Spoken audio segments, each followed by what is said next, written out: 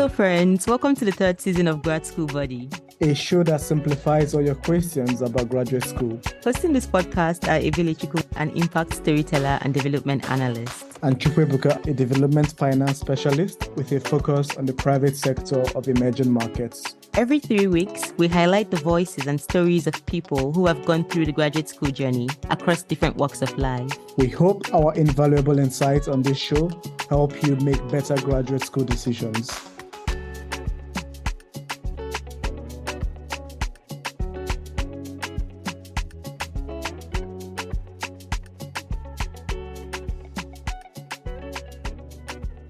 I don't know if you remember some of the conversations we had the last time, and if you mind giving a recap to the listeners. So for people who haven't had the opportunity to catch up on the episode we had with Aline and Lauren, if this was their first contact with you and they wanted to get a bird's eye view of everything that we discussed in that episode, how would you summarize it?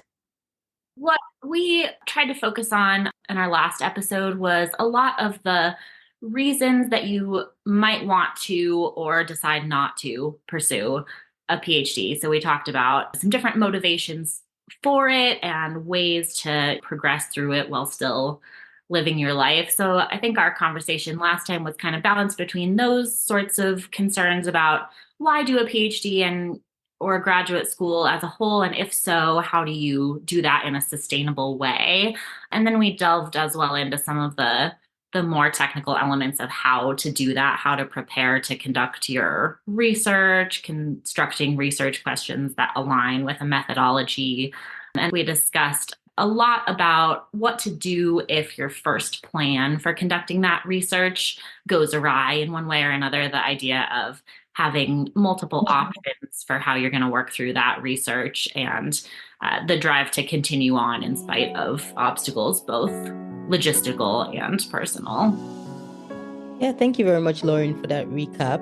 A lot of what you said really borders a lot on the academic part, which is the different things you need to take into consideration. And for each of those points, here is how you go about it. But we are also aware that outside academics, there are other things that affect one's PhD journey. Based on the clients you've worked with or your own personal journey, what would you say some of those things are? So I'll jump in. One of the big things that we kind of focus on is reminding people that the dissertation should be something that you're really excited about. And so hopefully you're not going to grad school to tick off a box or like acquire some letters, but that there's some kind of genuine interest and passion for the material and the subject that you're studying. If there's not, then it's just going to be a much more difficult task to get yourself to do it. Whereas if this is something that really genuinely sparks passion and joy in your life, then you're going to have a much more enjoyable time doing the research and writing up the results if it's something that you really care about. And I feel like that's kind of one of the biggest takeaways. Don't go into it unless you're excited about it. Great. Thanks for sharing that. Just to get a sense from both of you, what did you need to do to create that work-life balance? If you have managed, how did you manage to have that work-life balance? I've thought a lot about that recently, looking back on what my work-life balance was during my PhD, just because my life was a lot simpler then. I was single, no child. I had funding from the university. I worked a couple of side gigs, but really nothing compared to what we see a lot of people juggling in our day-to-day. And I'm constantly impressed by those who are working on a full-time role and a PhD, or a PhD and a lot of caregiving responsibilities. And I think that I was kind of winging it at the time in terms of work-life balance because I could get away with it. And there are a lot of ways that I really didn't cultivate that now, sort of having worked remotely since with an increasing array of other responsibilities, I have to think a lot more carefully about work-life balance. And I think a couple of the main errors I made at the time, I think it's really important during graduate school to make sure that you have goals and aspirations outside of the degree. And while that initially seems like more work to do, I think the fact that you're working toward a non-graduate school related goal, even if that's something really small, wanting to something for your mental health, I want to take a 10-minute walk every day, I want to pursue this exercise goal, this hobby related goal. I think always having something that's not related to your degree on the cards actually ends up making you more productive in the end. And I always started my day with my dissertation as a graduate student. And the more demands on my time in my life now, the more I value even a very short window of time in the morning before I'm responsible for either work or caregiving responsibilities that's mine. And I don't think it really matters what you do with that time, but I would always, in graduate school, just immediately open my laptop and start writing, or I would try to get to that before I allowed myself to do something more self-care oriented. And I think trying to start your day with something that is not your work goes such a long way. And being strategic about where and when you're working and where and when you're off work. I didn't like my office in graduate school, so I did all of my dissertation work in my apartment, and then the lines between where you're working and relaxing completely disappear. So both temporal and spatial boundaries between work and life are so important and increasingly difficult to cultivate in a remote work era, as well as graduate school, which is really flexible, which is great, but also can make that really pervasive into all other elements of your life. So being really strategic about those, where those boundaries are and how to stick to them in a way that works for you. And when we talk to a lot of clients that are working full-time jobs and in grad school and have families, the challenges on time are real. One of the pieces of advice that we give is to at least look at your dissertation every day, so that when you do have that 3-hour time that you've blocked off for yourself on Saturday morning to really dive in and start writing, you don't spend the first hour of it trying to remember what you were doing. So if life is really busy, at least add a sentence, pull it up, look at it, engage with it, even if it's only for 10 minutes before you go to sleep. And that way, when you do get that chunk of time, you'll be ready. And I feel like that's really important. A lot of people put it away because life gets busy, and then a week becomes 2 weeks, 2 weeks becomes a month, and then they can't even remember what they were doing when they finally try to pick it up again. It becomes very daunting to re-engage. So keep the momentum going as much as you can. To Lauren, you talked about your dissertation being the first thing you did every morning. How did you come up with that schedule? Was it something where you found out that was your most productive time, or was it something that you heard from someone and you decided, I'm going to try this out and see where it leads me? See, that was the problem that came in there, is that it wasn't intentional. It was just, I'm a grad student, so this is what I should do in the morning. And I had this really harebrained system of sort of rewards. And like, if I get up and I look at my dissertation for 45 minutes, then I'm allowed to go to the gym. Or I think it was a reflex. And if I'd thought about it and really zeroed in on my actual most productive times of the day, I would have gotten a lot more done. Because at that point, in my life, I had the time to stare at a blank Word document for a few hours thinking I was doing important thinking. Whereas in my life now, I can't imagine doing that. And I didn't have to then if I'd really optimized, this is a period of time when I know I'm going to be productive. I'm prepared to sit down to this. I think that would have been a lot more efficient as a way to work. So the thing that matters is not when or for how long, but that you're doing that on purpose in a way that works for you. And that's going to be so different for everyone. Yeah, I did speak with one client who was like, I set my alarm for 4. and I get up and I work on my dissertation until it's time for me to go to my office. And like, that's the only time I get to do it, is that I get up crazy early in the morning and I work on my dissertation. And then from that time on, it's childcare and office work and everything else.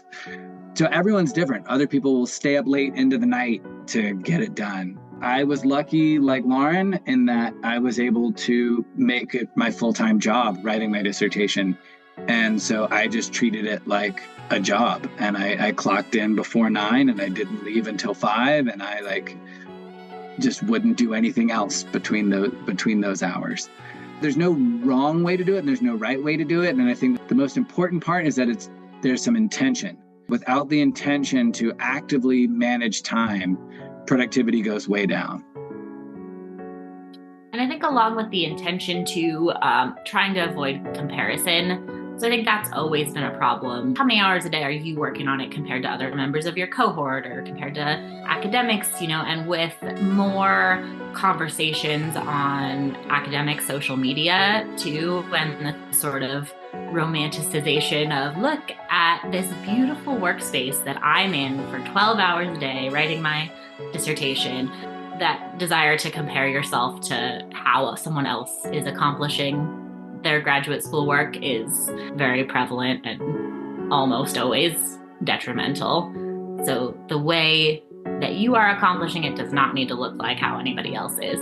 And the way it's represented on social media is very unlikely to be accurate. Thank you very much for this. What both of you have said is that there needs to be some sort of consistency to find out what really works for you, when works for you, and to try to, it's about the little pockets of time and not necessarily huge pockets of time, but just 5-10 minutes. Like you said, starting your day just by looking at it, even if you're not going to work on it, but just to reflect a bit, and then whenever you have the time to work on it, and if you have the time to start your day with dissertations, but also to try to have a life outside of the PhD. And I think that's sort of one of the things that we write about in the book, actually, is that, you need to incorporate graduate school into your life and not postpone your life for once graduate school is over. That is quite on point. First, we get to learn about these things, but how do we practice them? Are there resources that you would recommend, or what do you think would be the best resources to achieve these goals?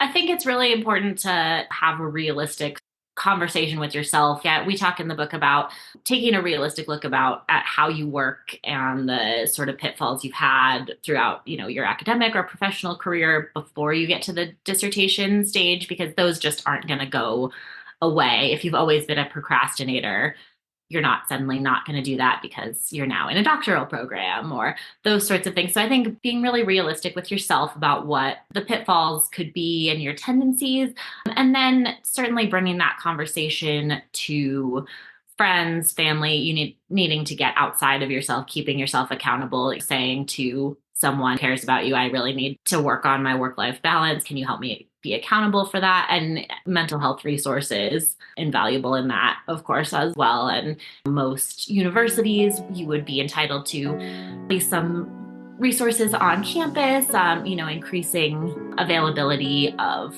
online mental health services. So I think availing of your resources on those 3 levels. So a realistic talk with yourself, a talk with somebody that cares about you, and a talk with a professional are the layers, I would say, that every graduate student or everyone trying to cultivate work-life balance should think about. Great, very helpful. Thank you. Sometimes in grad school programs, it's like there's this unspoken competition where it's either everyone is into it together or there's just that competition where everyone is trying to be the best person.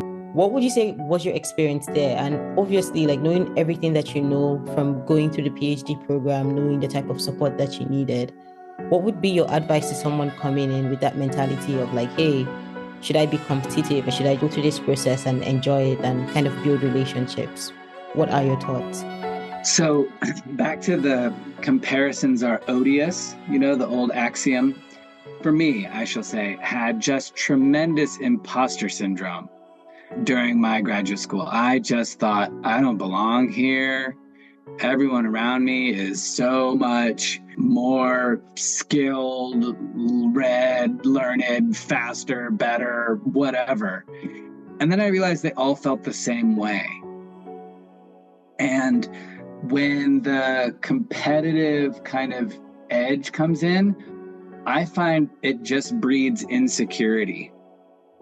And insecurity is such a natural element of graduate school already that don't actively do anything that's going to create more of it. I would say, know that you belong. You wouldn't be in this program if you didn't. You were accepted, you were admitted, you belong. It's okay. And do your best for whatever that looks like for you.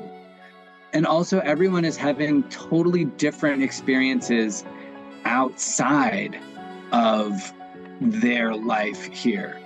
And so if you're sitting there and you have a job and a family and a career and you're going to school on the side and you're beating yourself up that you're not writing as quickly as that other person who doesn't have any of those responsibilities, it's just not fair. And we are most unfair with ourselves than we are with anyone else as academics.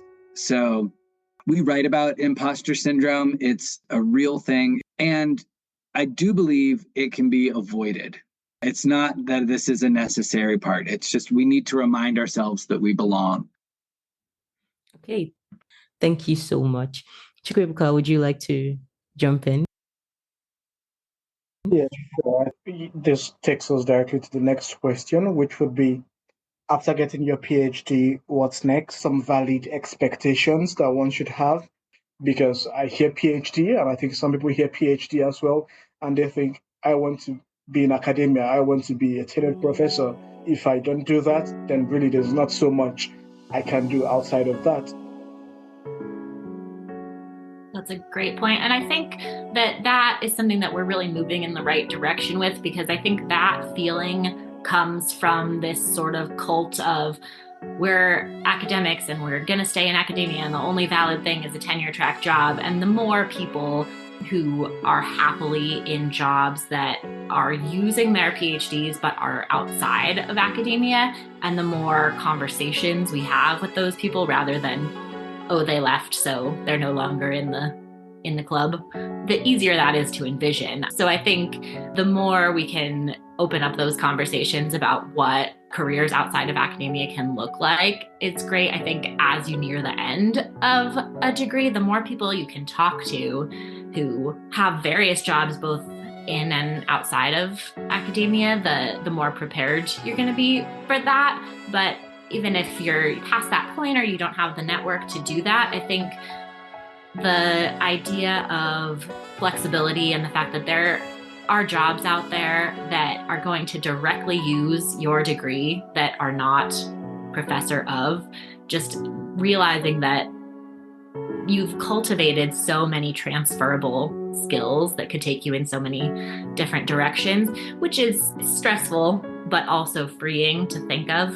And I think we're moving more in a direction of, it used to be really bachelor's degree required, master's degree desirable. I think that's shifting a little bit too to PhD is a desirable in this job description. And just realizing that both the fact that you have the degree and especially the skills that you cultivated during it, the research, the writing, the collaboration, those are really going to stand you in good stead in many different industries.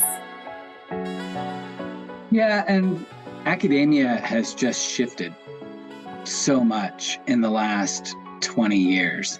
There was a time when there just weren't that many people getting PhDs, and there were a lot of tenure track positions available. And now the number of people getting PhDs is far greater than it has ever been. And the number of tenure track positions available are far fewer than it has been. So getting a PhD, as Lauren said, it's a desirable accolade. Whereas, it used to be bachelor's minimum, master's exciting. Now it's kind of like master's minimum, PhD's exciting.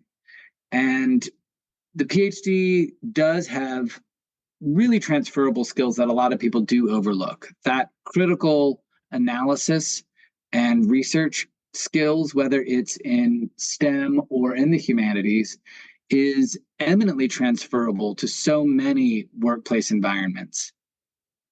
So I certainly think the future is bright for PhDs.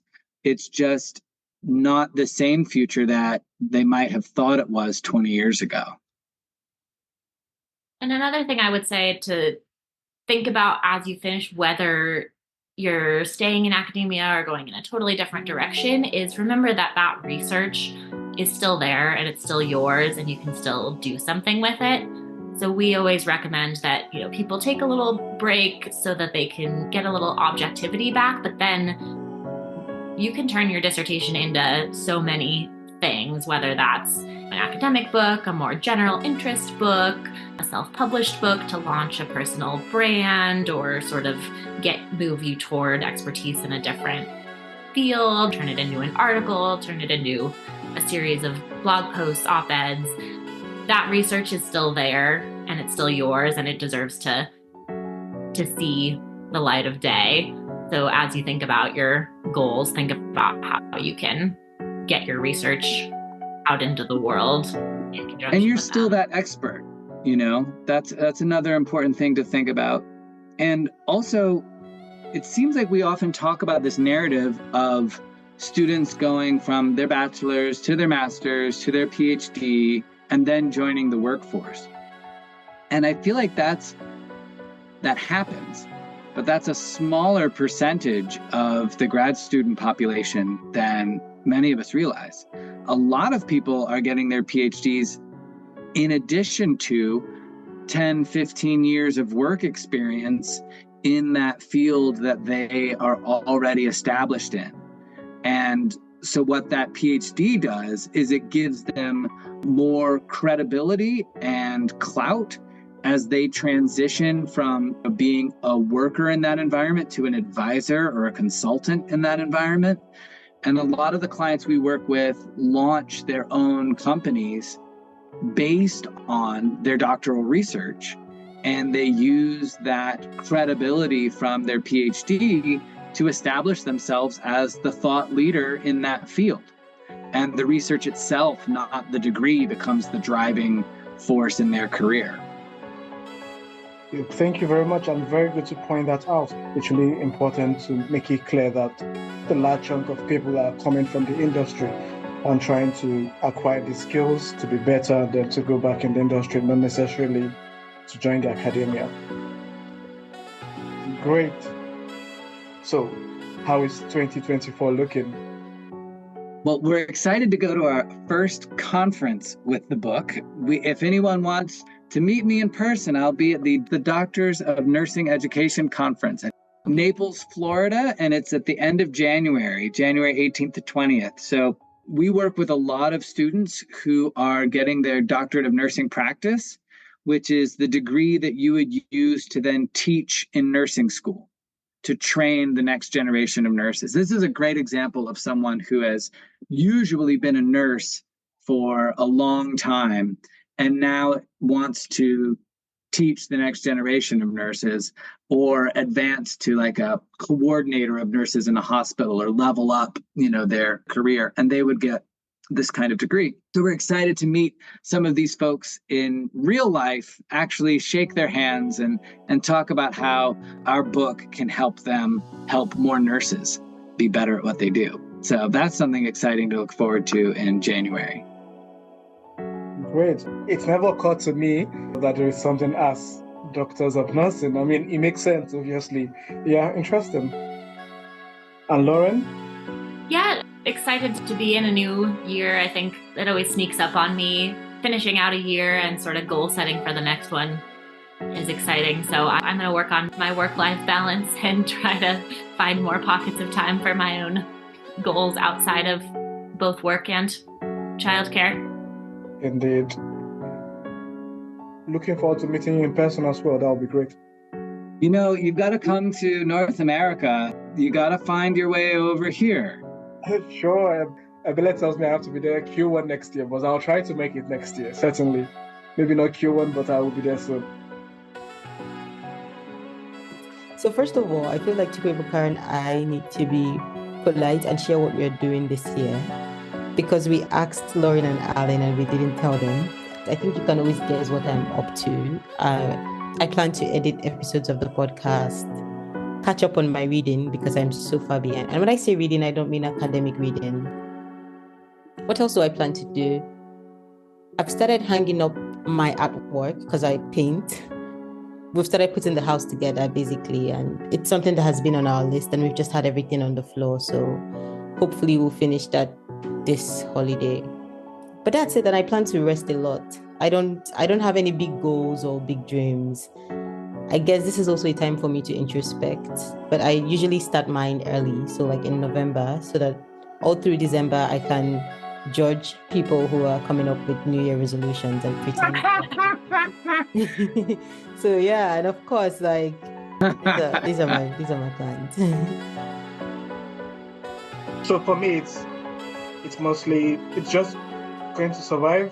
That's what I'm going to try to do next year. I've done the introspections, like Abela said as well. I also like to do it a bit earlier, and then when people are doing theirs, I'm like, you don't have to do it. Like, just calm down. New year, new you. We've heard that before. But yeah, I'm going to try to do a lot more exercise next year. Going back to the gym. But yeah, that's what we are up to this end of the year, next year as well. Yeah. Well, it's exciting, and it's exciting to be part of your podcast. And thank you so much for including us. We're very proud of the PhDone book, really excited to share it, and couldn't be more grateful for your invitation and the pleasure it's been to chat with you both. It's been a pleasure as well. With that, we come to the end of today's conversation. Thank you to our guests, Aline and Lauren, for sharing your thoughts with us, and our listeners for joining the show. To stay connected with the guests on this episode, check them out at Dr. Rhoda at dissertation-editor.com, Alan Rhoda on Instagram, and Alan Rhoda on LinkedIn. And I'm Dr. Lauren Saunders at dissertation-editor.com or Dr. Lauren Saunders on Instagram and TikTok. If you enjoyed this episode, we invite you to check out our previous episodes. You can follow us on social media, including Twitter, Facebook, Instagram, and LinkedIn at My Grad School Board and Grad School Buddy. Don't be shy to say hello.